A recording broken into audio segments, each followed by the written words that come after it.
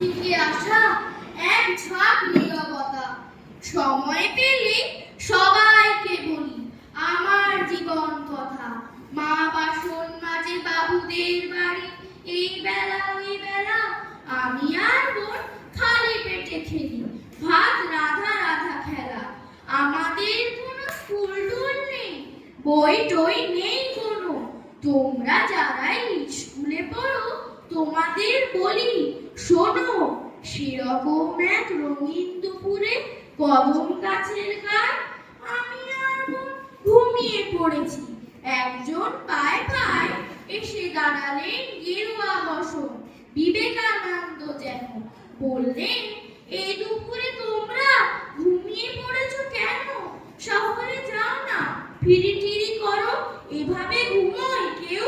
চোখ মেলে দেখি কেউ নেই, শুধু গেরুয়া রোদের ঢেউ। সন্ধ্যাবেলায় মাকে বললাম আমি ছোট তাও মানি, কিছু নয় হলে ফিরে আসবো, নাম ঠিকানা তো জানি। তোমার কষ্ট ভালো লাগে না তো দেখি না চেষ্টা করে, বলে মাকে আমি প্রণাম করে বেরিয়েছি বুক ভরে। বোনটার কাছে রঙিন পৃথিবী, মার কাছে ছেলেবেলা, গচ্ছিত রেখে এ শহরে আমি এই বেলা ওই বেলা। বলিতে বলিতে ছোট জানালায় কখনো করিনি দেরি, এই শহরে